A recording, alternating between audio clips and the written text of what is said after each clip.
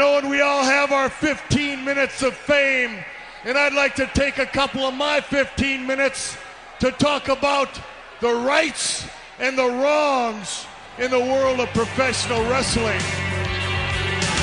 For the WWE Championship. This match is for the ECW World Heavyweight Championship. For the World Heavyweight Championship. The match and new NWA Heavyweight Champion. We appreciate you guys coming out and taking your time to support women's wrestling in America. This match is for the AWA World Heavyweight Wrestling Championship. Hello again and welcome, ladies and gentlemen, to another edition of the Rights and Wrongs Pro Wrestling Podcast. This is your host, Mr. Green, and you may notice that the audio has gone back to the way that it was. Yeah, I was still fumbling around with the new mic and just could not get what I wanted out of it. I mean, I don't know what was going on with that thing. Before I even continue on with that, how are you? Thank you for tuning into the show. I appreciate your time and your efforts of downloading, streaming, listening to this, wherever it is or however it is that you're doing it. But as I was saying, I felt like it needed to be addressed, that we had to go back and go backwards a bit and get the microphone that I had, which was a little bit more directional, not picking up everything from everywhere. And it just sounds a bit better. So, next time I may have to do some more shopping around, see if I can find on my next microphone purchase, one a little bit more appropriate for just the all around podcasting thing. But yeah, we had to make a little change so we can get these shows done. And as such, which is the other part of why I'm bringing this up, originally I had begun to do this episode with the previous mic. And, oh my goodness, I mean, I already had questioned whether I was going to release the episode 170 that I did, just because it was stuff that was going on in the background and it felt like I was picking up everything, and I was not a fan of the audio. And then the one I did following behind that was just as bad. And I like, look, before I get too deep in the weeds of doing this show, let me just cut it off now, and I'll do another one later. So yeah, that bumped me back, because I was probably about an hour plus into doing that show. But rather than to release another audio that I felt was subpar, like, let's just take a break from it, give some distance so I can kind of reset my mind as to what was going on in WoW and wrestling in general. And we'll just do it on, do it again. So, see if I maintain the feelings that I had about the show and all that good stuff at the time. So, all of that to explain why this is coming out the way that it is, which then leads to the next thing. So, what you're probably going to get here is somewhat of a mix of current information along with the information that was released on, well, I shouldn't say released, the program review that aired on the air date that WoW had for this particular episode. So even though I might be going into stuff that has happened with me in current day, the review in and of itself is like, or the episode that's being reviewed is, what is this, 2 weeks? So yeah, it's me playing a little bit of catch up, just because I wanted to deliver quality. I wanted to try to deliver something else. And that, after listening to that last one, I was like, ooh, boy, that's a little rough. I prefer to have it with some reasonable audio, and I hope that you appreciate the effort that went into, or that goes into me doing this. So here we are. And that being said, and now that we've set the table for the when, the wheres, and what's going on with programming and whatnot, let us go into the news, views, and updates and see what is happening in the world of wrestling right now.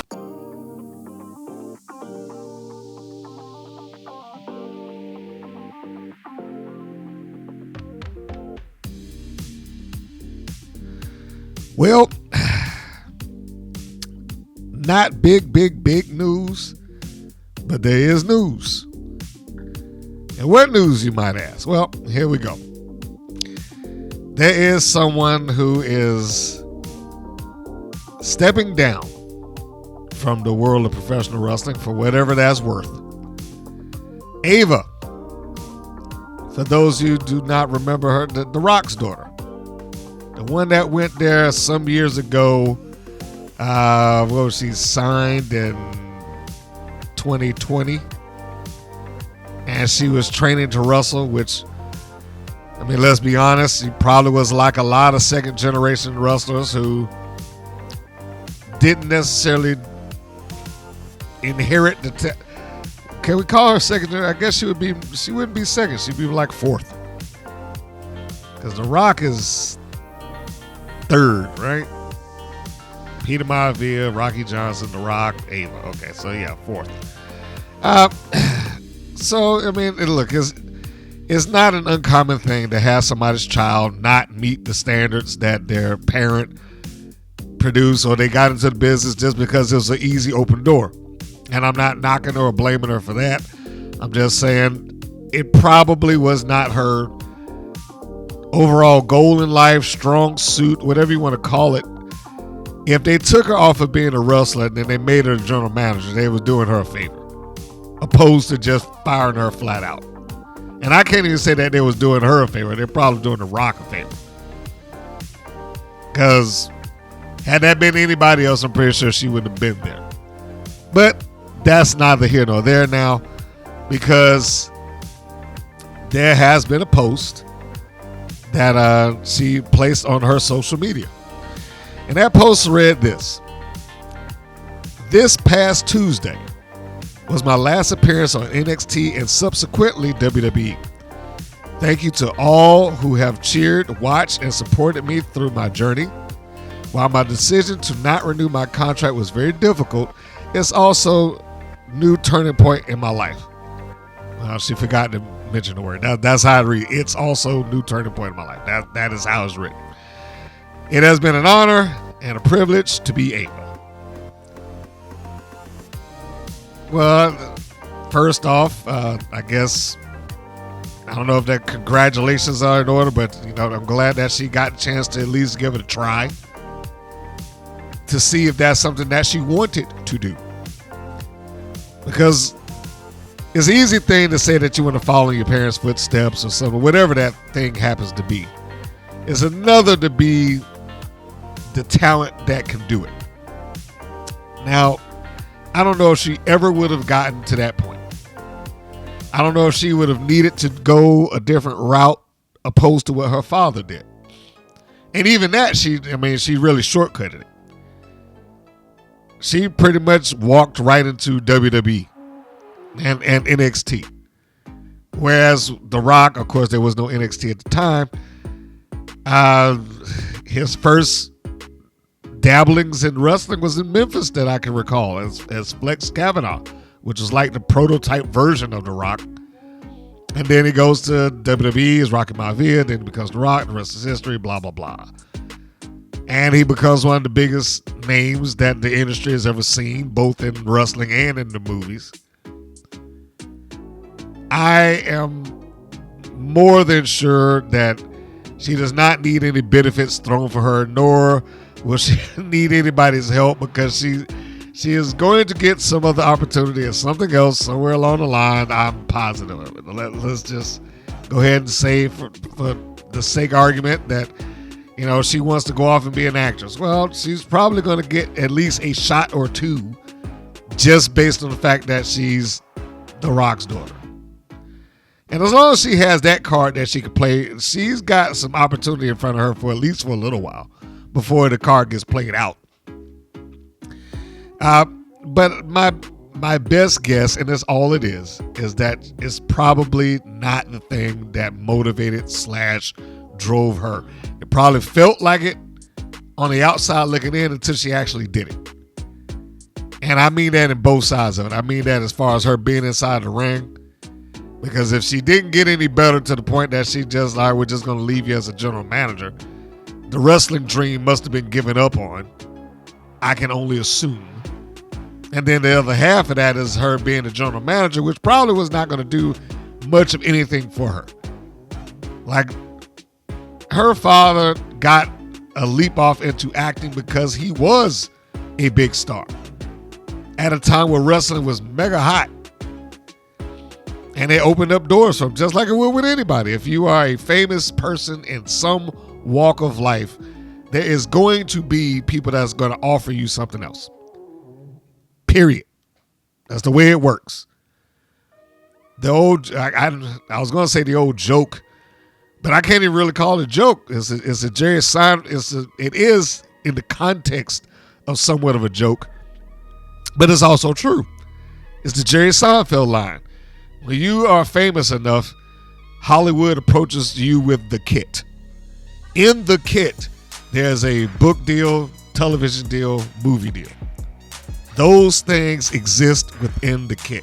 Once you hit a certain mark as a talent or a known name, that is when the kit is offered to you. Which is what happened with The Rock. Once he got to a certain level, he was offered the kit. Be in this movie. It just so happens that he was determined to do something with it. I don't know if Hollywood is going to come knocking at her door and be like, hey, here's the $20 million being our movie because he was on WWE TV. I doubt that that's going to happen. But I also don't think that it's her end of the road, although, let's be honest, if she just wanted to kind of ride off of the fact that her father's rich and she can pretty much do what she wants to do, she could probably take that path too. But all of that to say, Ava has decided to step down, not renew her contract, and return to WWE. So we will not be catching her on any more NXT television. Whether that bothers you or not is a whole different thing. I would imagine there's some people out there that, quite honestly, probably don't care, and I don't mean that in a mean way, but I don't know if she was so integral to the plot or the running of the show that her being gone is going to hurt something. You know what I mean? I don't think it's going to be that big of a hit. I think she'll be fine, and they'll get another general manager to step in and do what she was doing. Brooke Adams. You all remember her. She was formerly known as Brooke. I don't know why I was blending those together, but Brooke Tessmacher in TNA. Now, the first thing that I remember about her when she went to TNA, I do remember her in WWE under the ECW brand with Extreme Expose, which that was another case of this is WWE's ECW, so we got to have somebody go out there and do something ridiculous like, I know what ECW needs, girls, dancing girls, put them out there. But that didn't last too long, and then it just kind of branched out to Kelly, and the other two were, Layla got hooked up with Michelle McCool, and somehow Brooke Adams disappeared. But she went to TNA, and she started there as Brooke Tessmacher, which I am almost completely shocked that TNA didn't draw a lawsuit with that. I assume that they didn't. Because they didn't even introduce her as Brooke Tessmacher. They just started off with Miss Tessmacher, which is a character from the Superman movie. And I don't know why they decided, of all the people that was there, it was like, yeah, we'll take this movie from 1977 and use her character name. So she became Brooke Tessmacher. I guess they found either it wasn't a big concern of Warner Brothers or they didn't notice it. Or maybe they just didn't, they didn't give her crap. Who knows? But she went to TNA and she hung out there for a while. And before she was over and done, she had won some championships.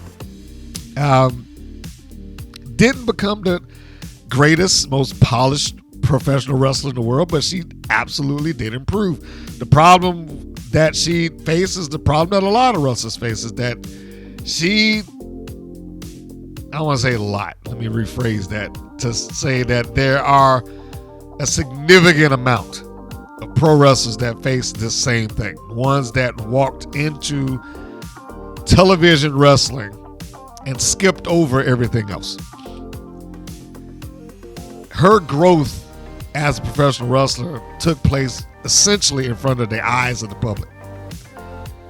And whereas when you're in the indies, that can happen, and you got that small subset of people, that town, maybe the people that's watching that YouTube channel, the entire world isn't watching you grow. With Tessmacher on TNA, even though they was listed as having low ratings at the time, those ratings would be like through the roof now. Well, they average like $1 million people a week, something like that, somewhere thereabout.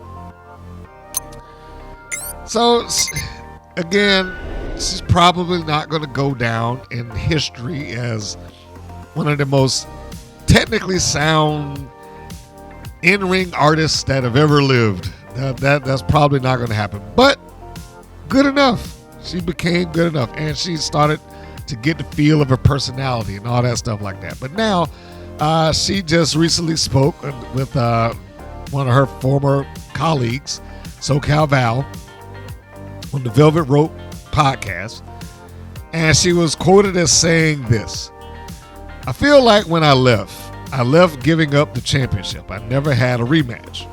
I left unfinished business. I would have loved to get myself ready to go do it one more time, one more ride, and finish out kind of the full story." That is interesting.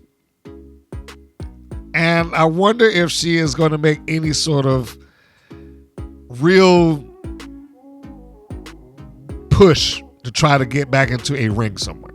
And if she did, I'm assuming that it would be TNA that she would try to make that push for, because even though she broke in to WWE, I think she's probably more notable for being in TNA at this point in time. At least she was there longer. She accomplished more. She had merchandise.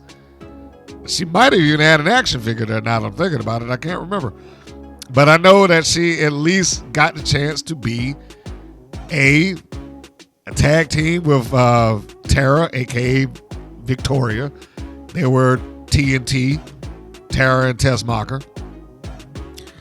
And then she got the Knockouts Championship. So I would assume that would be the most logical place for her to go if she was going to make some sort of return or comeback. But I am also positive of this. If she does make a comeback, the indie promoters are going to be through the roof with her. Now, whether she accepts any of the offers will be a whole different thing, but I'm sure she will get a good chunk of offers. Maybe she'll be in a town near you. Who knows? It would be wonderful to see. We also know that Ash by Elegance has re-signed with TNA. Former, and I guess undefeated, knockout world's champion, because she gave up the belt before she ever had a chance to be beaten. But it is now presented that she is medically cleared. When,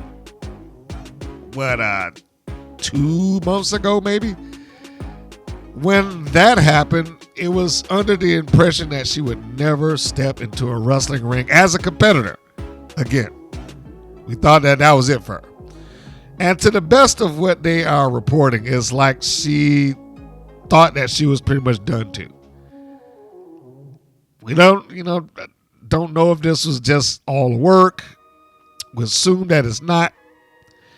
And it was also presented that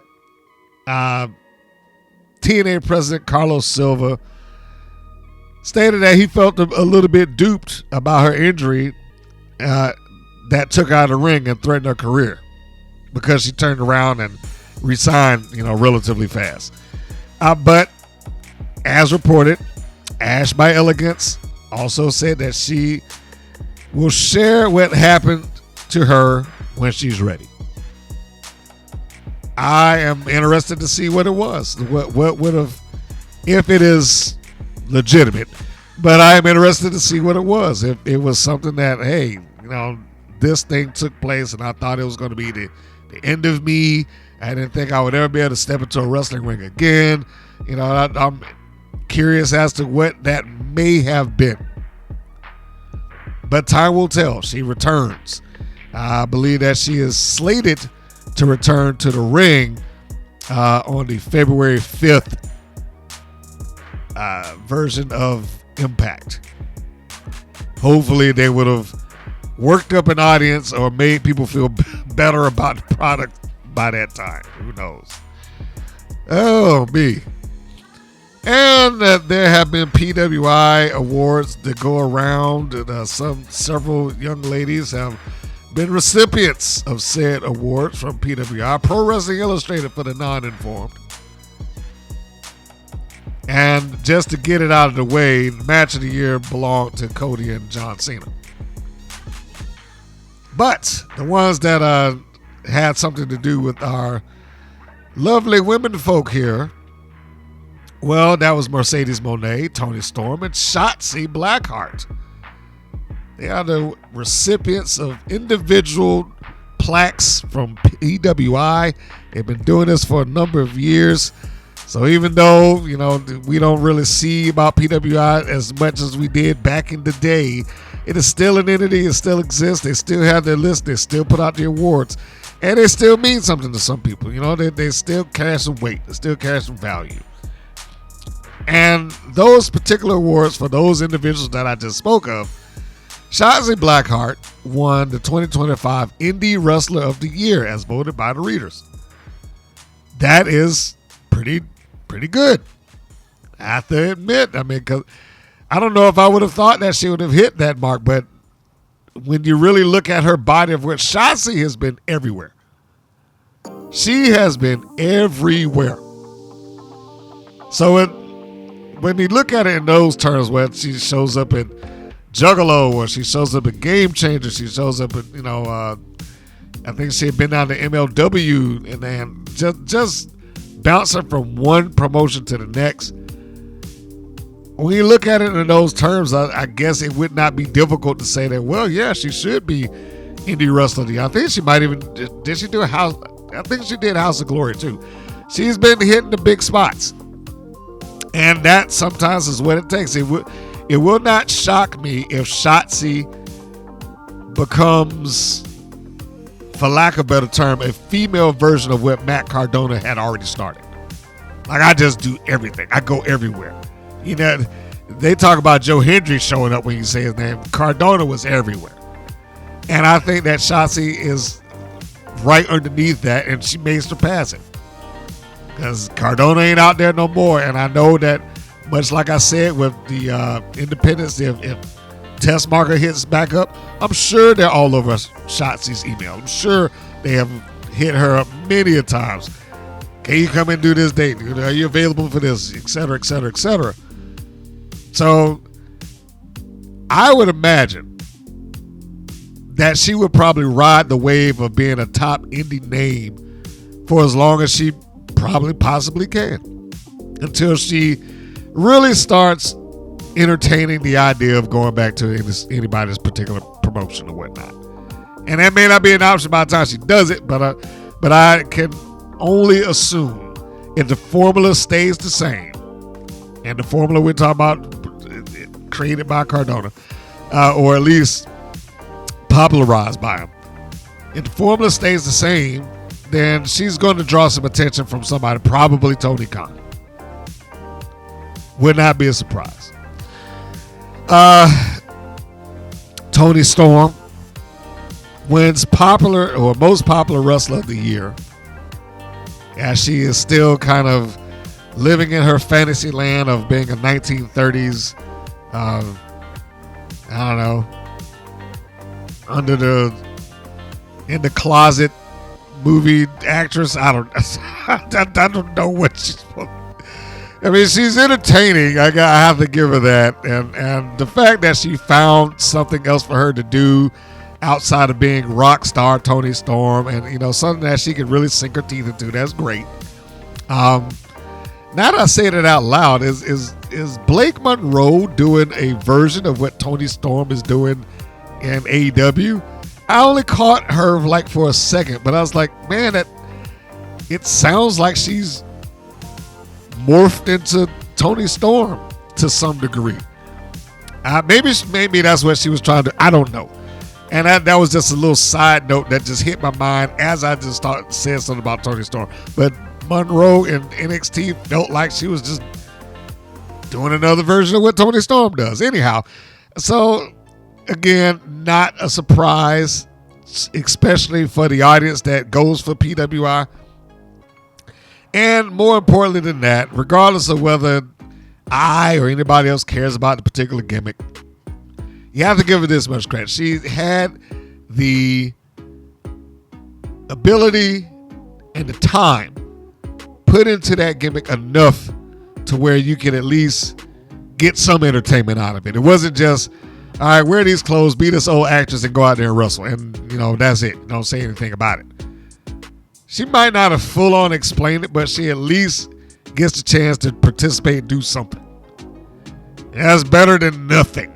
That's better than nothing at all. And of course, the Woman of the Year. This belongs to Mercedes Moné, which I'm sure she is over the moon about. She got her plaque. And that goes down with the 13 other championships that she once upon a time had, which I assume that she's running around the world just dropping them one by one at this point. But I will say this for Mercedes Moné. And I know I brought a portion of it up. I'll probably repeat myself when I talked about her and her run, but I will just say it bears repeating. That is good that she got to the point that she actually dropped that thing where it counted. I will probably go to my grave saying that Red Velvet should have been the one to get the first big pop off of defeating Mercedes Moné, but because it happened on Ring of Honor television, for what that's worth, it didn't get that. So that honor went to Willow Nightingale. Not that she isn't deserving of it. I think that, in fact, I would say the AEW fans probably would have wanted her to get it more so than Velvet, even though Velvet was first. But they probably, most of them have long-term memories, and they recalled Nightingale having to give up the championship to her, dropping the belt. Well, she got it back. She got that win back. So congratulations to Nightingale for getting that. But also, more importantly, back to the topic at hand, congratulations to Mercedes Moné for the fans voting her in as Woman of the Year. So clap, clap, clap, clap, clap. Not going to do that into the microphone, so I'll just say it. And that's about it that we're going to do for the news, news, and updates. Why? Because, we've got to get into the show. We have to get into the show.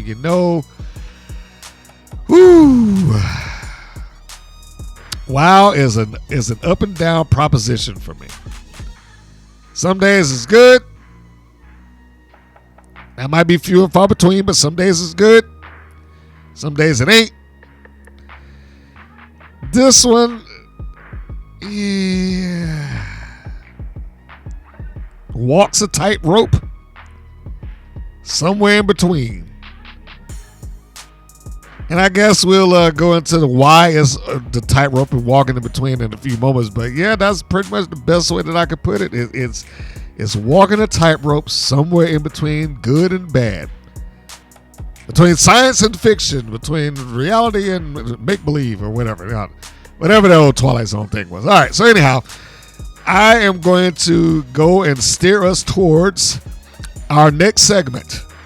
Of course, I scour the internet, something in social medias to find people that have some nice promos just because I want to do my part. I want to do my part and help these young ladies get whatever minuscule exposure I can offer or share with the world. I want to do my part with that. So I have done my next talking the talk and found some people to pop in there. So we're going to hit that up. And once that's done, off into the musical interlude, and then it'll be time for the review. Stay tuned, folks. Be right back.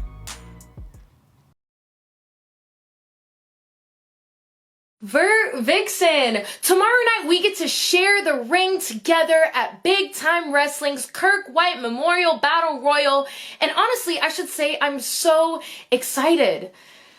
But it's just such a shame that you're gonna be walking out titleless and broken. See, Vert, it's not time to play the game or whatever catchphrase you stole from Triple H. It's time for you to rage quit. Because, Vert, being a champion is not a game to me. Being a champion is a lifestyle. And being a champion is exactly what Brittnie Brooks was born to be.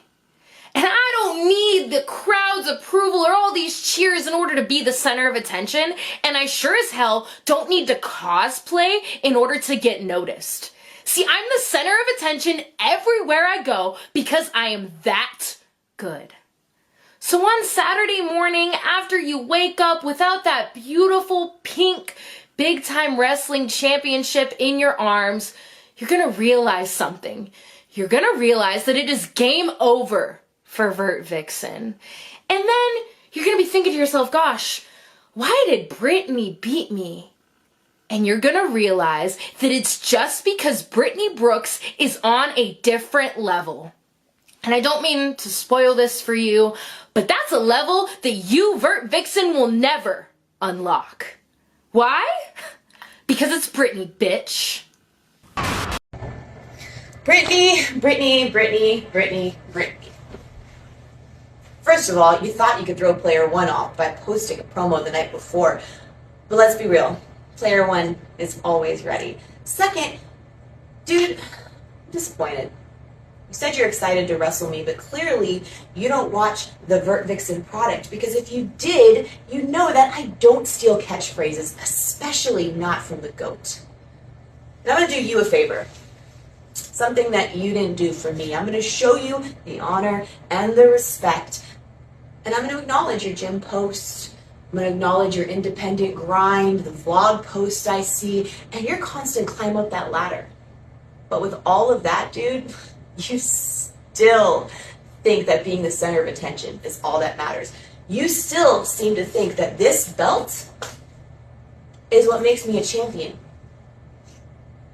If you knew the life struggles, the sacrifices, everything that I've given up, everything that I've missed out on, every no that I've heard, you would know that this isn't just a game for me. This is my life.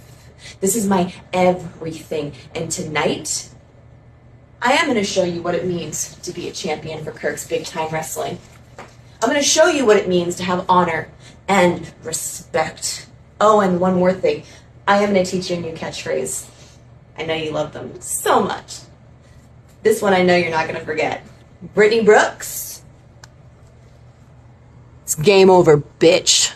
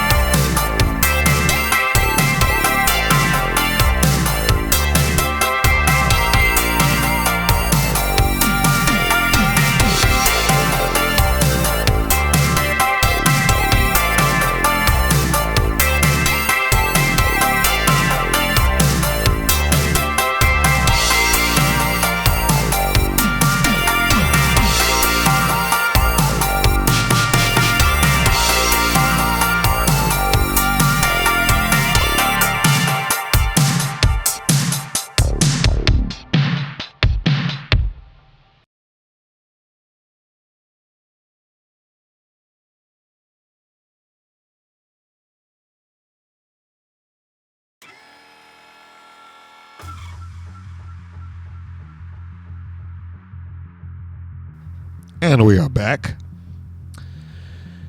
This opening slate for WOW Women of Wrestling is episode 415.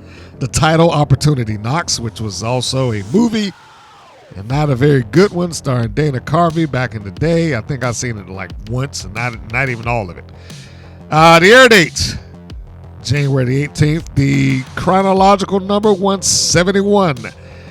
And it begins like most other TV shows, because I guess that's what WOW wants to be rather than being a wrestling show. It's like previously on WOW.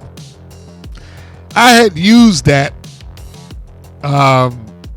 in one of my reviews, and maybe not in an overly kind way, but I used that thing maybe sometime last year. But I didn't think they was actually going to start using it for themselves. They could just have the recap in the lower third that says, last week on WOW, whatever the case. Previously on there, this is probably going to be a running theme. I cannot say that using that is wrong. I can't say that. It's just personal choice. But when I hear things like that, it reminds me of just your average TV show or not episodic, but one that has the overarching storyline that spans between one episode to the next, to the next, to the next, to the next, whatever.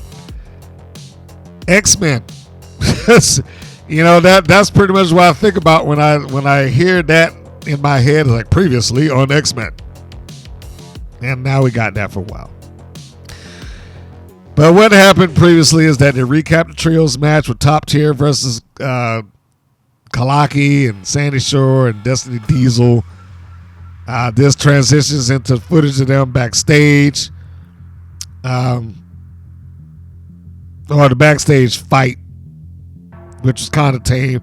And that backstage fight was built on Top Tier and Monsters and Metal.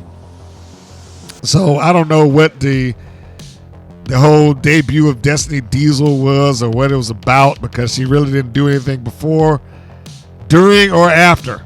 It was just another WOW debut. WOW debuts don't do anything. And this was further pushing that narrative.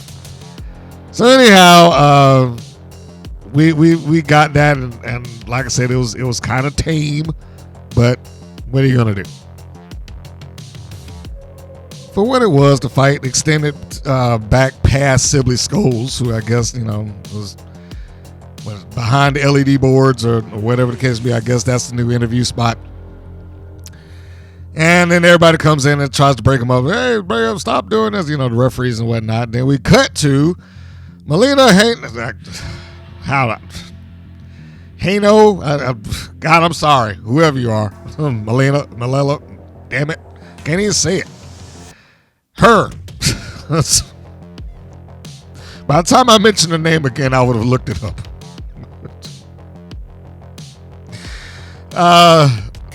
But for the sake of this one, right or wrong, I'm just going to say Mela.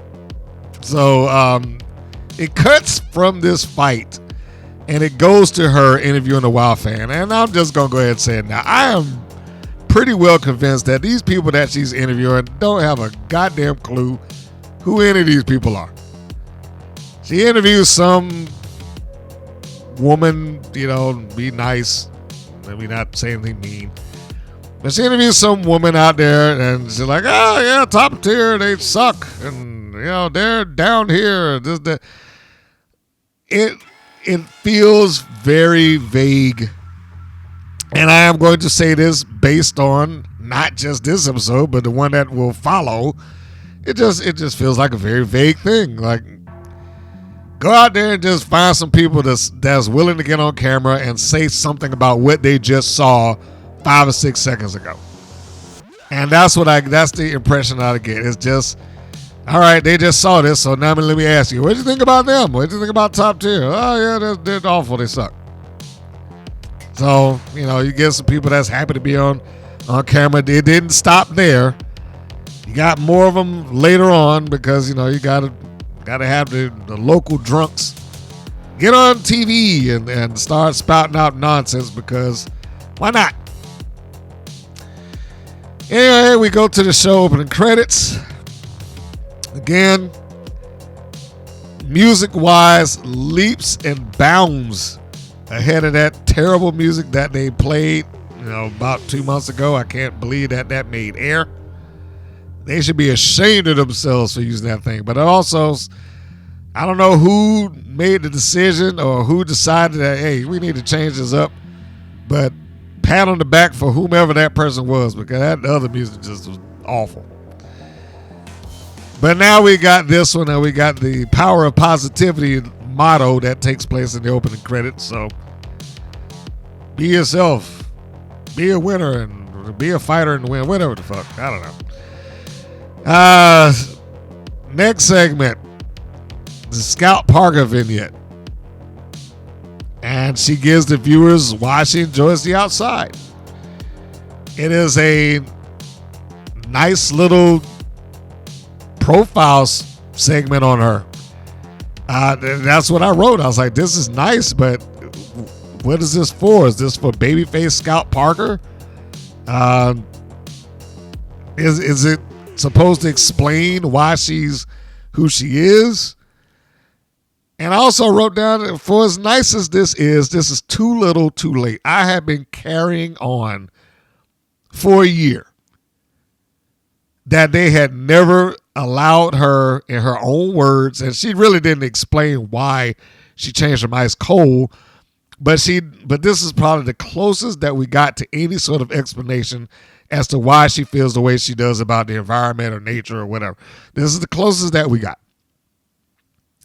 But it's so late. Where was this a year ago? Where was this when she was ice cold and she dumped her gear into the trash and returned as Scout Parker without any rhyme or reason? And the only people that apparently knew why she did what she did were the commentators, because she didn't know, apparently. That just skipped her mind. So, well shot, got the point, understood it, but why now? And I feel like this is the second going theme of WoW. It's like, why now? I felt this same way several weeks ago when they just all of a sudden had a Princess Ozzy segment from nowhere to do nothing. It was just, okay, this is shot well, this looks good, but why now? She wasn't even the focal point. And in this, I feel the same way. It's like, this is like the second time that she's had some sort of introductory video that, as nice as it happened to be, didn't really lead you one way or the other. It's like, what was the purpose of this video? I think somebody has to sit down when they do these things and say, what are we trying to get out of this? I don't know whether she's supposed to be a good guy here. I don't know whether she's supposed to be a bad guy. Why would I root against her? She's not really saying anything mean or wrong. So it's difficult to go like, oh yeah, I hope she loses. What was this for? Again, not saying it's bad, but it just didn't seem to have a point. It didn't have a purpose to it. So we go to the next segment, which is the match itself. It's Scout Parker versus Ashley Blaze. Now, keep in mind, we just came out of the Scout Parker vignette. And Ashley Blaze comes in. She's referred to as the varsity athlete and all that good stuff. And Zayn and McClain use this time to recap the Dojo's defender's failure to go after the titles. I'd only bring that up to say that the match in and of itself, as nice as it was for a WoW match, it was still a cold match. There was not really much there to it. It was just, hey, we're going to have a match, and it's going to be between Scout Parker and Ashley Blaze, and there's going to be a nice exchange of holds between two wrestlers, which again goes back to, is Scout Parker a heel now? Or is she a heel still, or is she a babyface? I don't understand what it is that she's looking to do. And even when I looked at the video screen behind her when she walks out, like one of the things that showed up first was rock climbing and parachuting and snowboarding. Like, what does that have to do with Scout Parker? I thought she was an environmentalist. Her climbing a mountain or leaping out of a plane or snowboarding would come off more like thrill seeker than environmentalist. Just because you do those things doesn't mean that you care about the environment. It just means you like having fun in it. So I didn't understand what those things were for the brief moment that I caught them. And if you want to see what I'm talking about, just go and look at when Scout Parker walks out and look into the video screen behind her. Like I said, I didn't understand what that was for. So she comes out, and the first thing that we notice is that Scout Parker has a brand new look. She's chopped her hair a little bit. She's changed the outfit. And I know I brought it up when I saw the outfit on their website.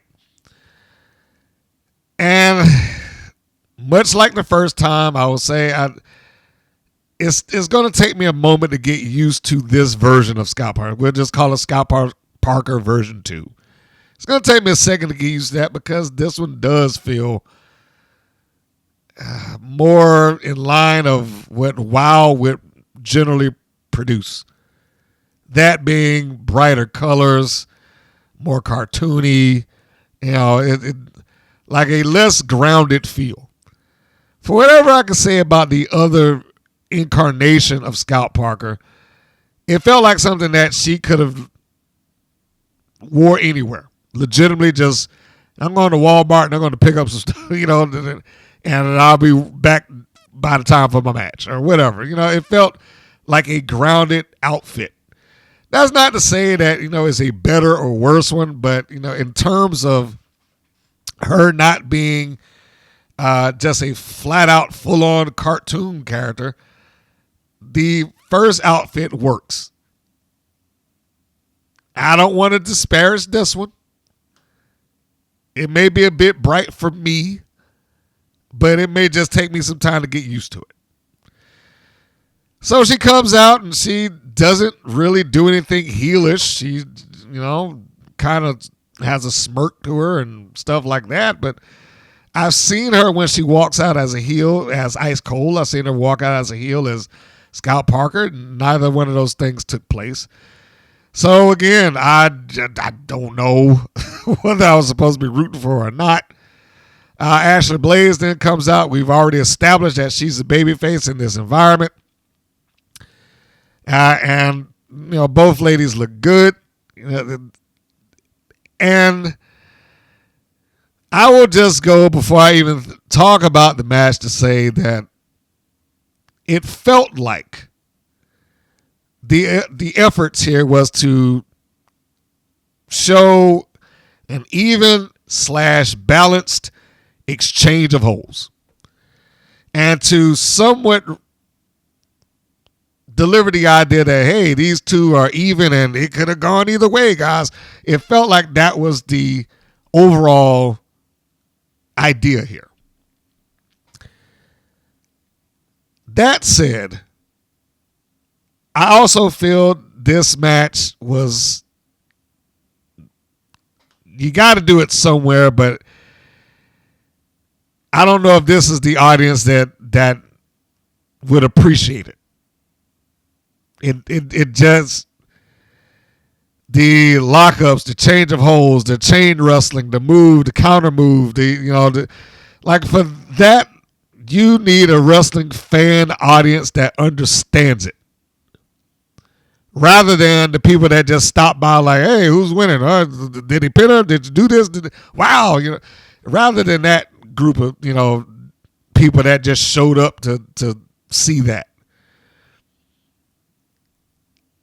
It probably would have been taken in an entirely different way. Let's just say Ring of Honor type audience circa 2000 or a Shimmer audience. Now, it would have needed to be a sharper match for Shimmer or for Ring of Honor, but you get the point. It wasn't bad, but it also did at points come off like this was all that we rehearsed. I'll do this to you, you do this to me, and, you know, I'll do it again, and you kick it back. We'll both go for the drop kick. We'll both miss. You know, it felt like it was well thought out. Blaze had great facial expressions. She told the story, but to be fair, as did Scout Parker. It looked more in line of a competitive wrestling match. And the only downside that I can say about this match is exactly what I brought up before. I do personally feel like this would have been taken a little differently and a little better in a pro wrestling fan-based audience rather than tourists that just happened to come around and saw wrestling and stopped to watch it. So, in any case, the match went about 8 minutes or so. I mean, if you remove the bell and all that good stuff. And it was exactly what I called it. It was an exchange of holds. It was move and counter move. And up until it got to the point where there was a very, you know, and I'm not saying this to knock either one of them, but there was a very clear and obvious botch that took place there at some point. It seemed as if Scout Parker was supposed to go shooting herself off into the ropes, and she might have got herself out of sync, or perhaps. So rather than go into the ropes, she ran off into the turnbuckles and tried to do a leap over as Blaze comes charging in, which I can only assume was not the spot that they were going to do. But Blaze was quick on the draw there and fixed it, which I love. Botches don't have to be the end-all, be-all of a match. And, you know, if you can adjust and get that thing back on track, then it's great. It's fine. Yeah, you're going to get some people that might say some stuff, especially, again, if it was in a pro wrestling-based audience, because they probably would have picked up on it rather than the group that's out there now. But,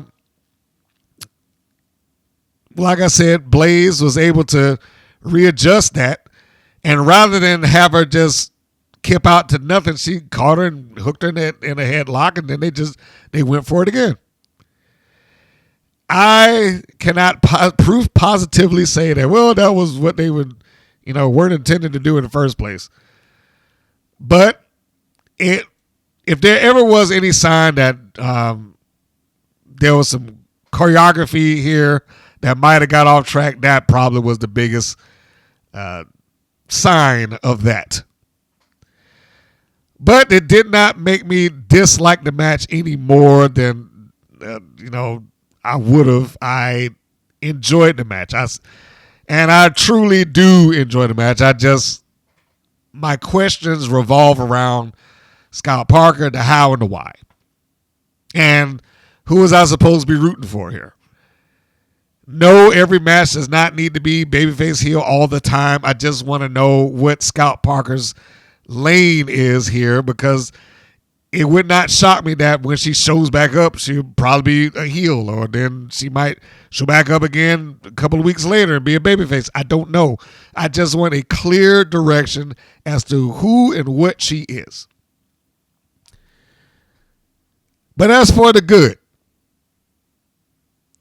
I don't think that either one of them did anything heinously wrong.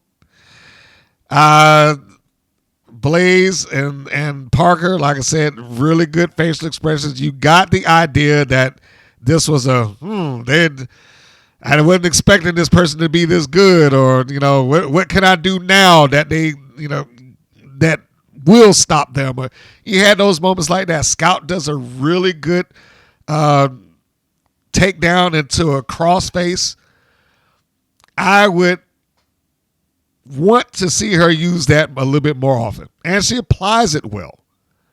She actually claps the fingers together to try to look like she's holding on to some pressure, hooks the arm, all that good stuff. I mean, again, she's not going to be the greatest wrestler that's on the planet right now because she probably only wrestles with WoW and nothing else. But I like Scout. I wish that she would do more. Because that's the only way that I can really see that she's going to get any significant boost or improvement. I will also say that she does not look like she's about to bring out laughing every second that she gets. That used to be one of my biggest things with her. She would be in the middle of the match, and it would just seem like, man, she is just ready to start laughing. But credit where it's due, I didn't see that here. At least my eyes overlooked it, if it did take place. So I'm applause to Scout that she has started to change that around. We also got a pretty close or snug kick in the mouth by Blaze to Parker. And hey, if it didn't bust her chops or bust out teeth or made her mouth bleed, then good on them and good on Parker for being a trooper. But I saw that referee get it right in there. It's like, hey, you okay? So good for him too. All parties involved. Very, very good. If you are looking for just a chess match, we'll call it that. The move, counter move deal. If you're looking for that, then this is the match that you want to see. I still will maintain that it probably would have been a better thing to watch if the crowd were more into it because they knew what was going on. Sometimes that crowd rooting for one person versus the next can make the match more exciting. I just didn't get that here. It felt like at times that they might as well have just been in front of an empty building. But I can't expect them to be involved in this when they probably have very little idea of who they are and what the motivations happen to be. But getting towards the end, this is the only other thing that I probably would have changed or asked do something else. And that is when she's in the corner. So after that big kick in the chops and Blaze comes in and catches Parker, she does try to do a waist lock on her at some point and roll her out. Parker holds on to the top rope, and then Blaze rolls back through almost, and I'll say almost, like Santana Garrett's Rise and Shine. For that reason alone, I probably would have said, lose that one. So she rolls back through and she catches her, and a cutter pops up, bam, and nails her. And honestly, I would have thought that would have been the finish. And it probably should have been the finish. But it was not the finish. Scout Parker kicked out of it for some reason or another. And then we get back into the next sequence of moves, and it brings them out to the center of the ring. Parker, it looks like she's about to try to go for a body slam once they get out there. Blaze is able to slip over the top of her, hooks her into a firewoman's carry position, and then pops her with a TKO, which is basically another cutter, and then she gets it. So, whereas I did not mind the finish, I didn't mind her using the cutter or what have you, I wish she hadn't have done it twice. It just seems like she kicked out of one cutter only to be dropped with another one. So I feel that it was a little bit of a waste of the move to like, all right, let me hit you with it twice. And I'm sure it wasn't viewed that way. I'm sure it wasn't viewed like, oh, I'm going to hit you with the cutter, you're going to kick out, and I'm going to hit you with the cutter again. Because technically, it's two different moves. Technically. But, come on. If there's anything that I could have changed, I mean, I honestly would leave the botch in there and change the finish just to get rid of one of those cutters. Not that both of them looked great. And Scout took them well. Blaze executed them well. But I just didn't need both. Is it enough to say that it's a bad match? Not in the least. Not in the least. It's just, one of those things that I wish, hey, if you had the time or the inclination to do it a little different, let's do it a little different. But in and of itself, the match was enjoyable. So after that, we get Blaze. She cuts a promo, and she essentially goes into pitching for being Tara Strike's partner. I mean, that became the nuts and bolts of it after she put Scout Parker over as being tough. Like, hey, let's give it up for Scout Parker. She's really tough, guys. Now, I appreciate that she would do that. And I'm glad that she did. My only problem with that particular statement is that Ashley Blaze hasn't gotten over to the point that her endorsement would mean much. And I know that probably sounds mean, but it's the truth. She hadn't gotten over enough to where her saying that is going to be like, okay, yeah, Ashley Blaze said that Scout Parker is good, so she must be good. We haven't had that. Think of those moments in wrestling in the past where the loser got that silent endorsement or maybe a verbal endorsement from somebody. Two of them come to mind with me. The first was probably more well known as The Undertaker and Jeff Hardy. When Jeff Hardy lost the ladder match to The Undertaker, and this is when The Undertaker was a heel. Big Red, Big Evil. And after the match, when he comes back into the ring to confront him, he gives him like a little pat on the shoulder, Undertaker to Jeff Hardy, and then kind of gives him a look like, man, you're crazy. That. So it gave, just a little bit of an endorsement in that. The other one that I was thinking of that's probably not as well remembered was Lex Luger endorsing Booker T. And that was the first time I heard anybody mention anything about how good Booker T was. I remember at the end of the match, Luger saying something to the effect of, hey man, that guy Booker T is really good. He is going to be a star one day. And it stuck with me. Never forgot it. But those were coming from people who were established. Lex Luger was already an established act. The Undertaker was already an established act.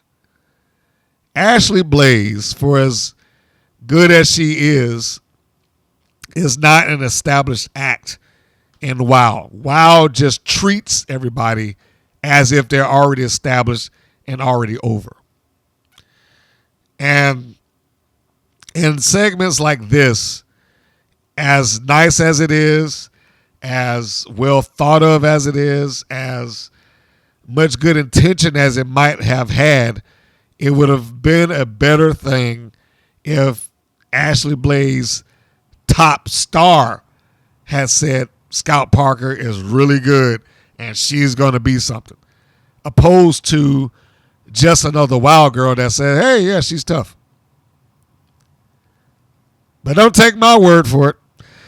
So anyhow, like I said, ultimately this comes down to her pitching for being Tara Strike's partner. So I don't know what they're going to do with that. And other wrestling companies, it might lead you to believe that Blaze had something to do with why Karakai didn't show up. But we already saw Carakai show up with a cup of coffee in hand, so I don't know how they would rope that back around to being anyone else's fault other than Carakai. So there we have it. The end of this was written up as follows. I wrote, the match was cold but enjoyable. The promo seems to be there to further the Dojo Defender storyline. So it really didn't have anything to do with the match. And, other than the quick mention of Scout Parker, this didn't really forward anything. It was just a match out of nowhere. A nice match, but it was a match out of nowhere. Next segment was the recap of Penelope Pink versus Tormenta. So we got that, which is wonderful. No need to go any further there. Next segment. Did I say next match before? I meant next segment. But anyway, next segment was just a bumper spot. It was Lil J Boogie and Gabriella Cruz. And they do the, hey, you're watching WoW, stay tuned. And that was it. It was a nice new element, but it was unnecessary. It was unnecessary, but nice. Next segment after that, we get another Ashley Blaze promo. This time backstage, not in the ring. But she does the same thing. She puts the match over. She puts Scout Park over again. There's really not much else to that beyond those two things.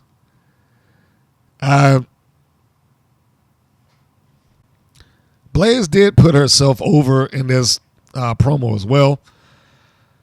She more or less said that she's not the same Ashley Blaze that she was a year ago. She's grown, but then she, again, puts Park over as having done the same thing. And in so many words, like, yeah, I can't wait to run this back again. You would figure that it might be the beginning of a feud or rivalry or something like that, but, who knows? But before I go further, this goes backwards to what I was talking about before, what I was asking before. What was the point of Scout Parker's vignette? Was it there to just, hey, this is Scout Parker and this is who I am and why I do this? Because if that was the case, again, it's too little too late. Is it to introduce as a baby face? If it was, it didn't really over-illustrate that point. She walked out to a loss following this, which is WoW's norm. And the exact same thing that happened to her, which is ice cold. She had a vignette. It aired on TV. You looked at it as like, why am I going to root against this woman who survived these things? And then she lost. And then you get Scout Parker, who's coming talking about the environment and why she's doing it and the need to connect back to Mother Earth and all this other stuff. And then she goes out there, has a good match, but ultimately she loses. The only saving grace there is that Blaze seemingly went out of her way to put her over. So I won't call it a complete washout, but it's still, they could have done without that opening vignette. It wasn't necessary. Back on track, we go to the next segment, and WoW recaps the number one contenders match between Pink, Classmaster, and Garrett. This is all fluff. Yes, it is entertaining, I guess, to some degree, or more importantly, is educational for those who don't know what's going on. If you just tuned in, then you would see that it's like, oh, okay. So in that regard, yeah, I didn't say that it was worthless. I didn't say that it didn't serve a purpose. It does serve more of a purpose than the Scout Parker stuff did. But WoW seems to have gone into fluff mode for a lot of these episodes, where they just pad it up with, all right, now we're going to go back to talking about what we did last week, so let's go to that footage. It feels like that a lot lately. I mean, maybe they'll get out of it. Maybe this is a limited thing, but as of right now, just like fill this hour out. Make sure that we fill the time. That's how it comes across. Segment after that, Mela goes out and interviews the fans on Fremont Street. And I wrote, he's very hyped, but he's also clearly repeating what he heard and or saw an hour ago. This is her talking to another one of the attendees out there who's carrying on and yelling about, Santana Garrett, this is great, whatever. So I imagine we've got several more weeks of this where she's going to go off running into the crowd, talking to some people who don't know what WoW is. And I'm sorry, unless somebody shows me something different, you're not going to convince me that these people knew what WoW was. No one speaks in any sort of generality. They just speak vague. And most of that they're speaking vague about is stuff that they could have heard right there a few seconds ago and just repeat it. Just like I wrote. Probably just finished on the three-way match and just repeated what he heard. The next segment, Sibley Scoles. She's interviewing Genesis. And oh boy. Genesis.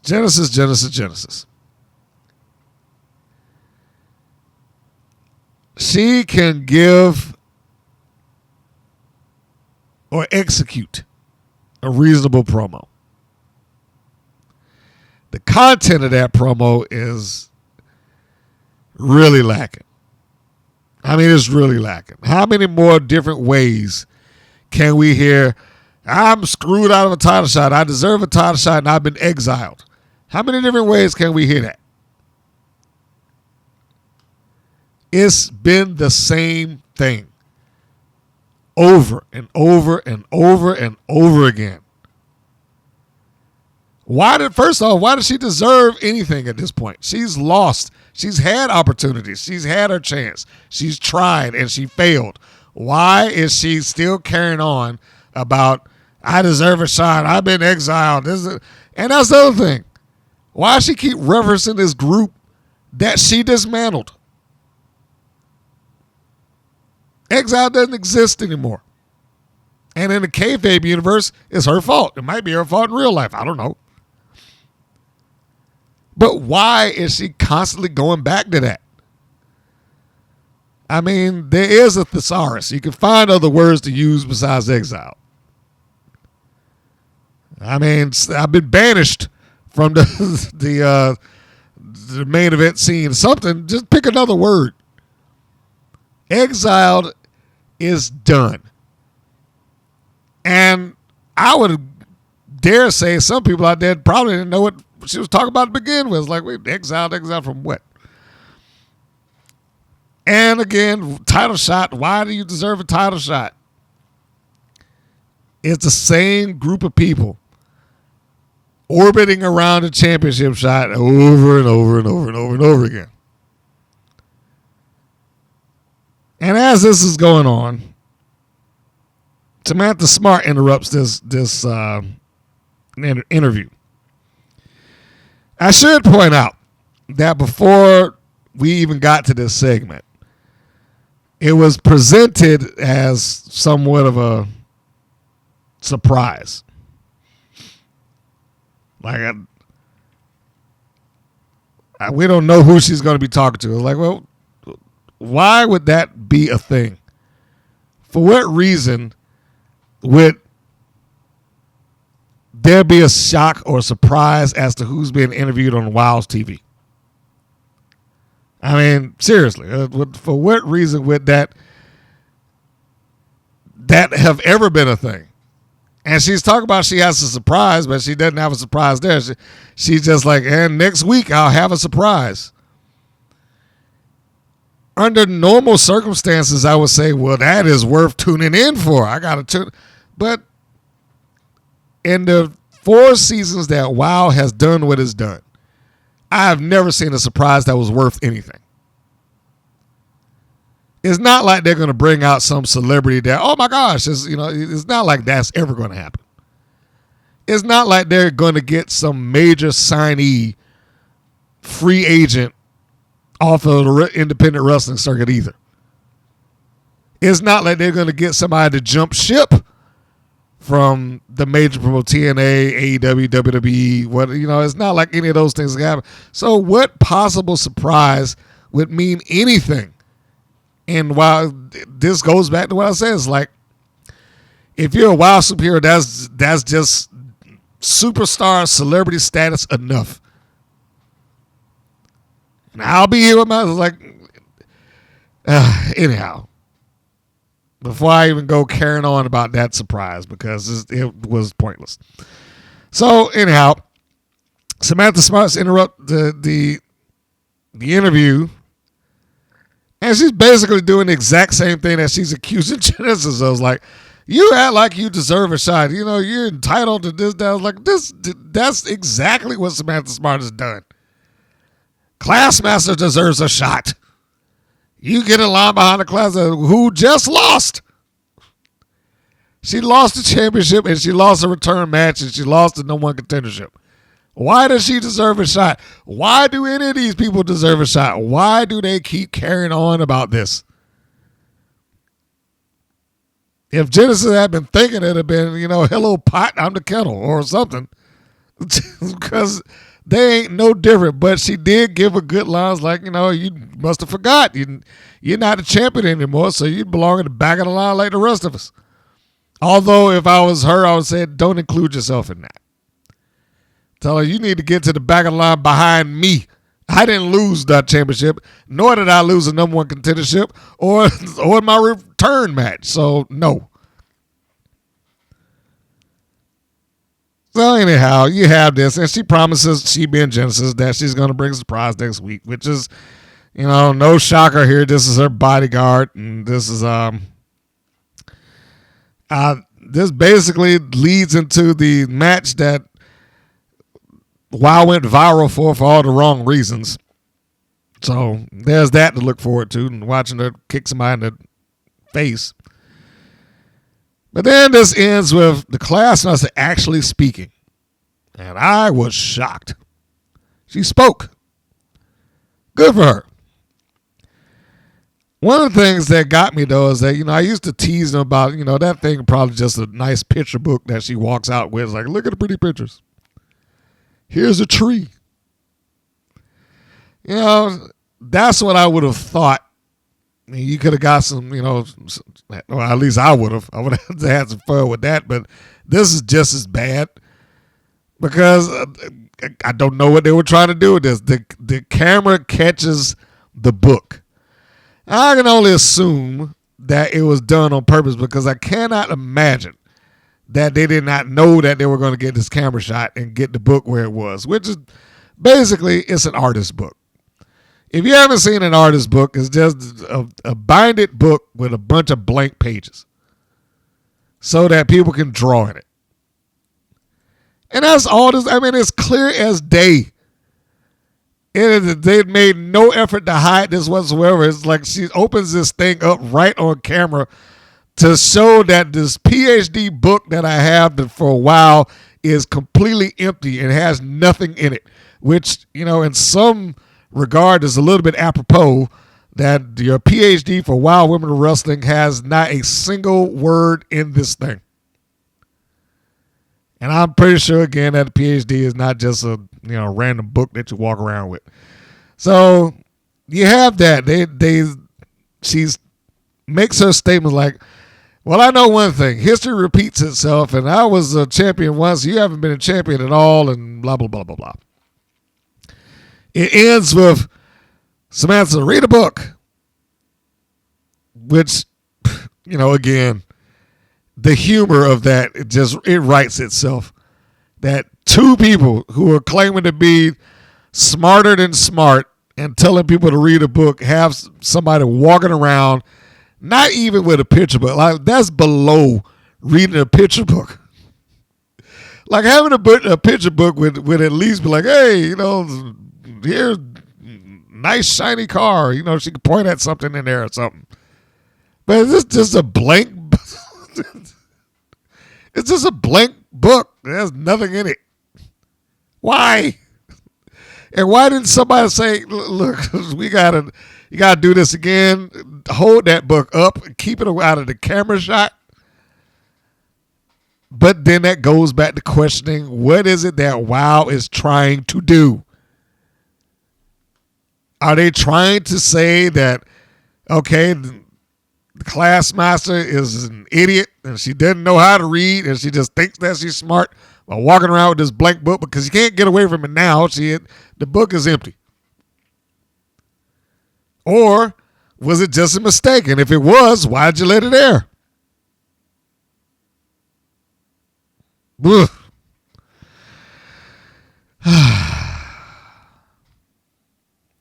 But, I'm sure that I'm probably the only one in America that noticed that the book was blank and they just slapped a title on the front of that thing so it can say, wow, Classmaster, PhD, Women of Wrestling, which, no.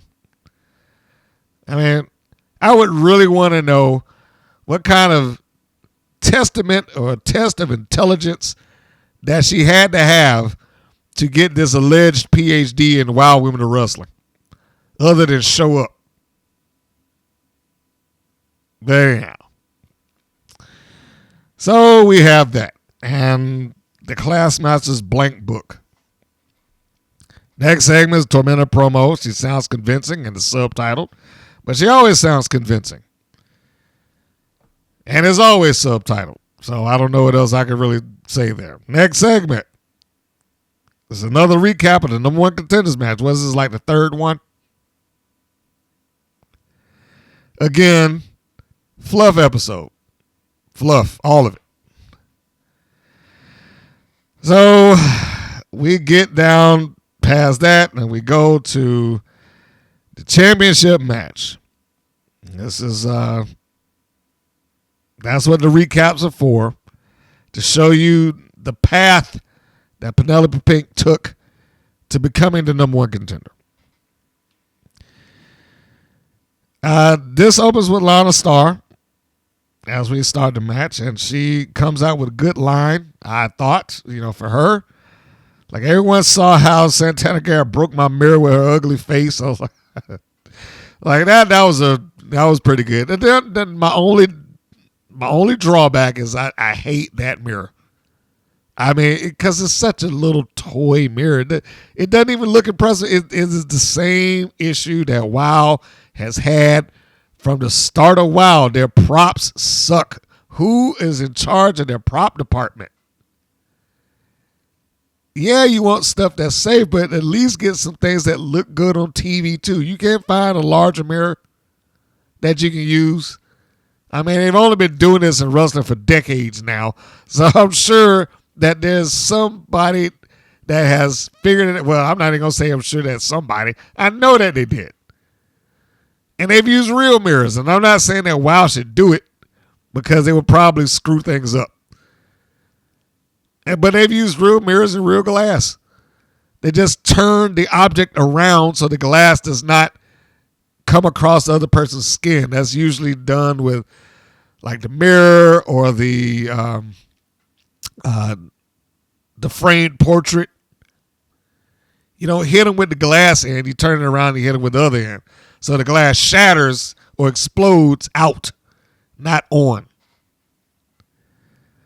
But that little thing bothers me. That little mirror just is a terrible, terrible gimmick. But all of their gimmicks are like that. Go back and look at the dog collar match and how they started that thing off, where they had those little two kitten cloth collars that they punched, the baby faces with, that alleged, like, oh man, they hit them with those collars. You can't go down to the pet shop and get a thicker one, or order one off of Amazon, something. And that's what this was like. Well, that's what that attack with the mirror was like. It's like, you can do better than this. You can. You might not want to, but you can. But it was a good line, and it firmly establishes them as the heels, and I like that. Zayn tries to sell this as a highly anticipated match. It was a good one. I don't know how much anticipation was wrapped up in or around that particular match. That's about all I can. It's like Saying that there was a lot of anticipation behind it is pushing it. Good, yes, it's enjoyable. But to sit there and like, oh, everybody's been waiting on this one, and I know that's a phrase that Dave McClain likes to use a lot. This is the one that the industry's been talking about. Everybody's been waiting on this one. This is the one that everyone's talking about. You know, he likes to use that kind of verbiage when talking about some of his matches, which we know full well don't have any of that. So he tries to sell it as that. I don't particularly agree. They cut to Tormenta walking through the casino en route of the main event. And then they go to commercial. You come back and you got your next segment, which is the advertisement for Monsters of Metal versus the Alliance, which I can honestly admit I was not expecting that when I saw it.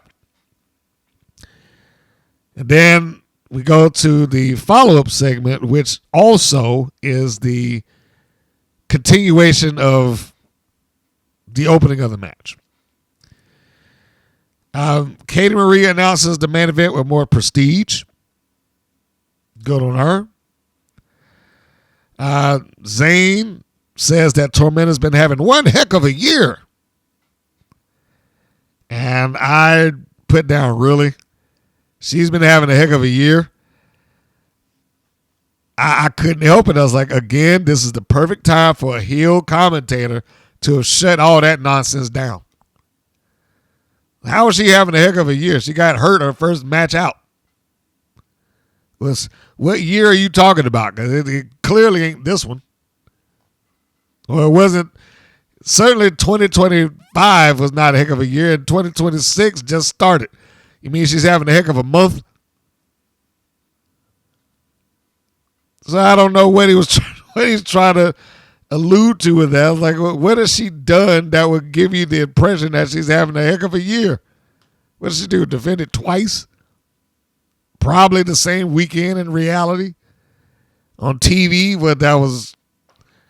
I can't even say that. On TV, the matches were like a year ago. Or reality, the matches like a year ago. And now she's come up to this one where she's with Penelope Pink. So I don't know what this heck of a year thing was supposed to be, but it cannot possibly be the amount of matches and or attention and or the prestige of the belt. We'll talk about that in a second. And or, her even appearing on Wow's TV.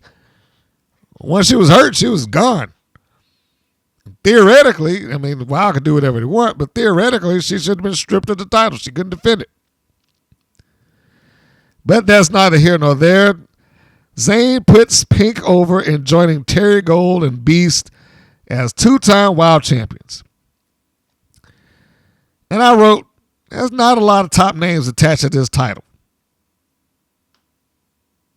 For as nice as both of them probably are, I don't think either one of them would argue that it's not the names Terry Gold and name the Beast are not going to go down in history of the great wrestlers of yesteryear, male or female. They haven't been, neither one of them were presented well enough. They haven't been top names enough. They haven't wrestled more than any other place other than Wow. There's just nothing there. There's nothing there. You want to be able to have some names that at least wanted to go after the championship or something. And they might have had that, but they changed everybody's name. And the only person that they had that had some level of credibility underneath them, they're probably never going to use. That being Tessa Blanchard. I would add Santana Garrett to that, but they've used her up. They have used her up. They should just give her the belt. The belt's not worth anything anyway. They should just give her the belt. But, again, I digress. So there's not a lot of top names attached to that. and Terry Gold and the Beast. For the WoW audience, I'm sure that's fine. To anybody that's outside of that, that's just like a wrestling fan, I don't know if those names specifically would rate as being a celebrity of any sort or top name of any sort. They need more of those attached to the championship for the championship to be taken seriously, although I have a hard time believing that they ever will try. So they have with that. McLean tries to lean into Tormenta being hurt during the match. It's the same story. Well, Rana, she got hurt during her first title defense. Will she be able to get through this? Which then comes back to, how much time is it going to take? She's been on the show what it felt like for a year. How much more time and effort is it going to take for her to heal? Not that I'm going to sit here and say that, well, she should have been healed up a long time ago. But it's not like she comes out there with bandages on her arm or shoulders and things, to sell the idea or the narrative being that she is somehow working hurt. They'll bring it up, but, that didn't seem to be the overarching aspect of the match. It's just one thing that they bring up because they can. So we get our match with Tormenta and Penelope Pink. And again, keep in mind that should Penelope Pink win, she would become a 2-time Wild Champion. And they probably should have left it at that and not mentioned anybody's name. And she'll also be a former tag team champion. She would have covered the bases of whatever matches, of whatever titles that they deem important. Now, I don't think that until somebody else gets it, I don't think that the Trios Championship will be anywhere in that group. But if some baby faces get a hold of it, then they might suddenly find interest in it. Who knows? Apparently, somewhere during the course of this, it seemed like they had a light drizzle. I saw some people out there in the audience like putting towels over their heads and things like that. But certainly not enough to stop the flow of the match or hinder it any. This was another one of those cases that the match is fine and it was a nice pace that the viewers could understand, but probably would have meant more if everyone were emotionally invested. And I don't think anyone there was emotionally invested in what was going on. What I saw was a lot of people that was just kind of there having a good time and just chilling out, talking to each other, drinking, some out there smoking, some people recording it on their phones and what have you. Some people overreacting and overreacting and overacting for any little thing that took place. So, I mean, there's a lot of that going on. And I don't want to demean the match because the match, again, as in and of itself, nice match. It just doesn't. It just didn't have the fans invested, not because of the efforts of the match. I just think there's no way possible that most of them knew what was going on or what circumstances were, unless they gave them a full rundown of all that before the match started. Like put it on the screen and just played it. Now, to be fair, I do know that in between some of those matches, because of footage that I've seen, Katie Marie talks to the crowd. They throw out T-shirts and try to get the people chanting, get them up for the tapings and whatnot. I've seen all of that. The one thing that I did not see is I didn't see recaps airing on the screen so people understood what it was. That's not to say that they don't do it, but I just did not see it in the videos that I had access to. So, Garrett. Well, we haven't gotten there yet. Garrett will pop up. But Pink and Tormenta. And the match was fine. And Penelope Pink does what Penelope Pink should do. A little bit of arrogance, a little bit of walking around, being cocky, looking at herself in the mirror. After she pops Tormenta on the outside, she takes her time, waving at the people and whatnot. She's healing it up. The only thing that I wish that they would have continued doing or started doing, well, I shouldn't say started because they did it once. And I found it to be the water bottle spot. I found it to be a funny spot then. I just wish that they did it more often where they were successful with it so that when it does happen, it doesn't seem like it's coming out of the blue. But there are these points when Penelope Pink will come out to ringside and she'll talk to Lana like, hey, look at me. Well, she hold the mirror up for what she did right here so she could prep her hair. I would have wanted Lana to like take a towel, fan her, get her a bottle of water, so have her so she can have something to drink in mid-match. So again, every once in a while when they have that moment where they're feeling overly confident and arrogant and they decide to have that water bottle break in front of the babyface could do what they did the last time, a quick punch in the gut and make her spit it in Lana's face, ha ha ha, and they could carry on with the match at hand. Tormenta does at some point turn this around. They do have their not spots, but they had their exchange on the apron. Pink does a great job within the course of the match, as does Tormenta. Tormenta, I can't really find fault there with her as the champion. Beyond the fact that, like I said, I don't know if I would have ever had her be the champion long term.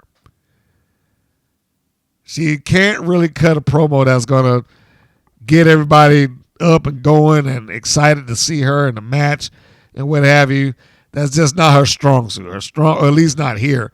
Her strong suit is being a good professional wrestler. And you cannot take that away, but it just didn't seem to, translate to being one of their great champions. So getting towards the finish of the match, we got Lana Starr who decides that she's going to get out on the entrance end of the ring. I don't know why she chose that one other than she needed to be there so Santana Garrett could stop her.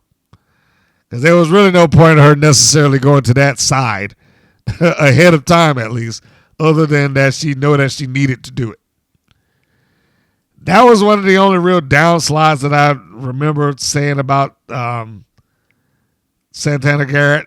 Oh, not Santana Garrett, but about Lana Starr is that on occasion, when they have a spot worked out for her and they know they have a spot worked out for her, she'll go get in the position for that spot ahead of her needing to be in that position. But we'll go through the paces of this because there's another thing that I thought that should be brought up here, and that was the referee bump. The referee bump, this was a far better ref bump than normally happens in WoW. Like like when Mayfield gave the guy a clothesline and he just was out cold until he was magically revived right when he needed to be. That was ridiculous. Here you can at least buy the bump. Tormenta goes up to the top rope after the referee is trying to get Penelope Pink, straight and get her back up to her feet. Tormenta comes off the top rope. Pink pulls the referee into the way. And then Tormenta catches the ref with a drop kick from the top that sends him down. And you could buy and believe that if she came off the top rope, throwing her entire body weight into this drop kick, that she would knock him down. Now, I'm not saying that the man needed to be knocked out. That much I don't agree with. He didn't necessarily need to be knocked out, but he did need to be incapacitated. And I thought this was as good a way to get him incapacitated as anybody that they could do, or anything that they could do to make that happen. It probably, in my opinion, it probably would have been a little better if he had just kind of slumped out to the floor where he can't see anything anymore, even though he did do a good job of turning his back so that he wouldn't see any of this to begin with. But I wouldn't want him to act like he's knocked out, even though, like I said, that the bump was great. It was great that he took that, but I think he should have just gone down and been discombobulated rather than knocked out. But as he was knocked out, you got Penelope Pink, who got the chance to hit her move, or at least a knee lift on Tormenta, and put her down. The knee lift drops her. She goes for the cover, but there's no referee. Lana Starr's over there trying to revive the ref. Ref, get up. Then, you know what you doing? She's begging and pleading, and he ain't doing nothing. Penelope Pink is over there. She's mad because he ain't moving either. This is where we get the next change. Lana tried. She's fanning him a little bit, shake him around a tad, but it just ain't happening. So she grabs her mirror, and this is where she goes to the where I was talking about before. She gets to the entrance side of the ring. So they're getting ready to do the old mirror thing and smack her in the head. Her being Tormenta. As that's going on, then Santana Garrett coming out because she doesn't want to see this happen to anybody else anymore, even though no one comes out to help her. She gets up there and she yanks Lana Starr, who's standing on the apron with her mirror off. As she yanks her down, the mirror falls out of her hand, and now Lana's on the ground. We then see Garrett and Pink have their verbal exchange. Pink takes a quick swipe at her, but she misses because Garrett gets down. They had a little bit more of a verbal exchange, just like, you get out of here or whatever. She gives her a hard time until she turns around and she turns into a kick in the gut from Tormenta, who then props her up into Styles Clash position, which is what they called it. She hits her with the Styles Clash 1, 2, 3. And there we have it. Tormenta successfully defends the Wild Championship. I was surprised. Well, I shouldn't say I was surprised that they called it Styles Clash. They rarely change the names. I think they need to come up with something else if they're going to do that on a regular basis. But, we'll accept Styles Clash here. After the match is won, Garrett and Tormenta have a little moment in the ring where, I'm the champion, but you're my friend, but I'm looking at the belt. And she holds it up. Now, there was no sign of animosity that was being portrayed here, but it did seem like they're trying to make the championship seem more important than previously shown.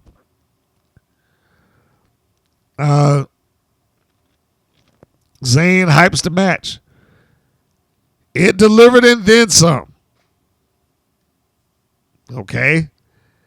I wrote down it's a good match, but I don't necessarily agree with the hype. So, this was also probably the second time I wrote down about Katie Marie Jones. It appears that she seems to be altering her announce style and trying to find her groove. I wrote down good for her. So whether she was instructed to do it or whether she's doing it on her own, bravo. And that was it. It was a 2-match show. And that was pretty much where that started and stopped. Scott Parker, National Blaze, and Penelope Pink versus Tormenta, and that was it. A lot of fluff in between there. Now, hey, I'm not mad at a little fluff to buff out your hour. Sometimes you got to have that. Sometimes you need it. But I will also say It is an ongoing regular thing for WoW, amongst all the other ongoing regular things that WoW does. And they should get away from things like that.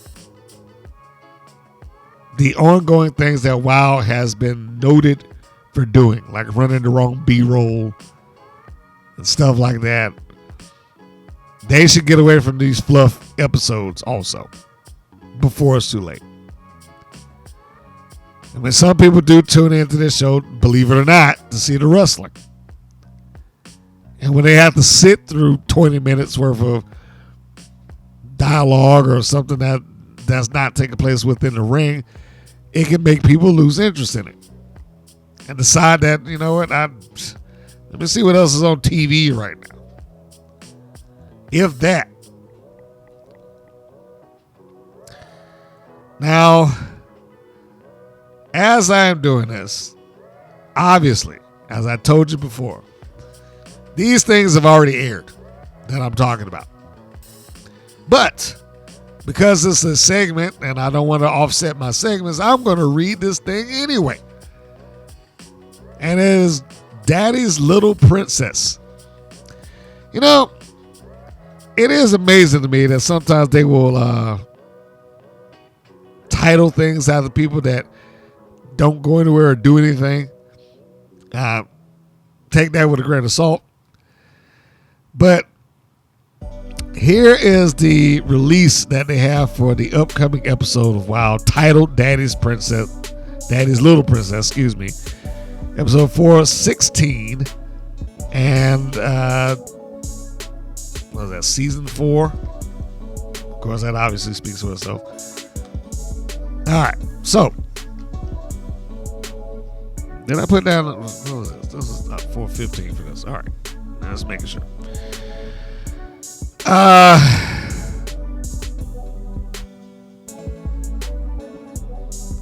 That is Little Princess.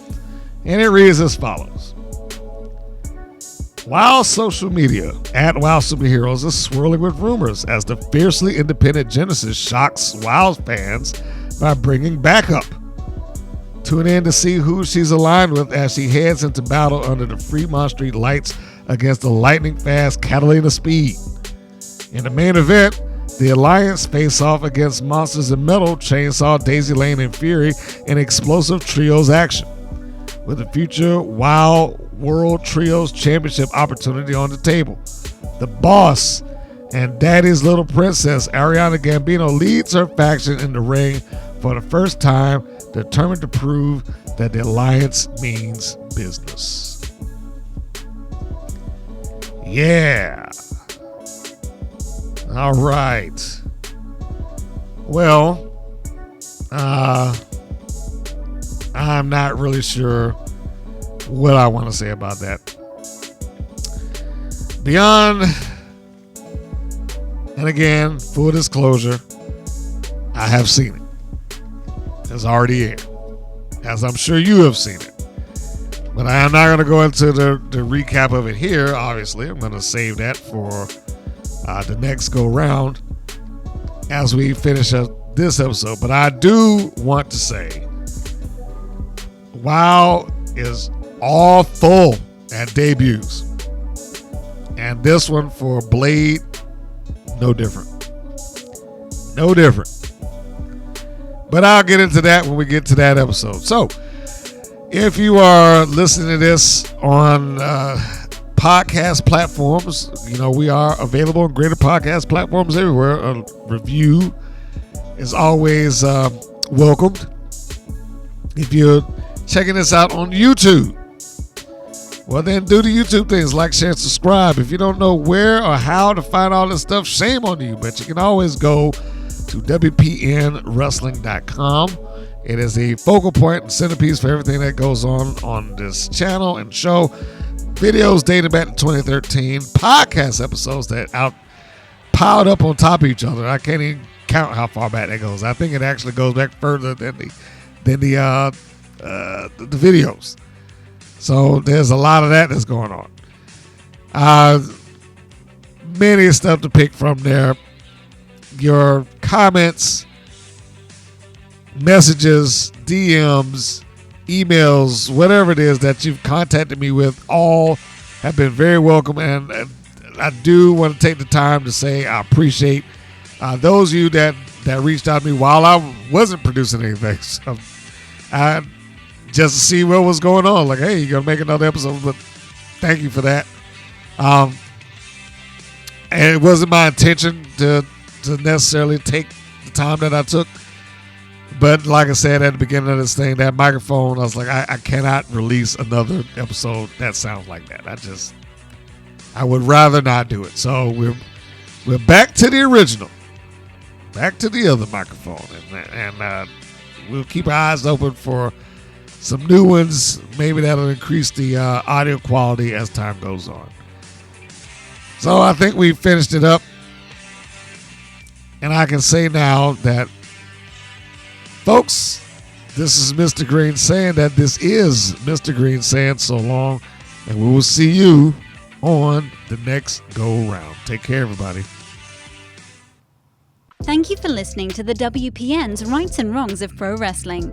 If you have questions or comments, please contact us via our Facebook or our YouTube channel at the Women's Pro Wrestling Network. If you're new to the WPN, feel free to subscribe to our channel and like our page. We appreciate your support. Thank you again for listening.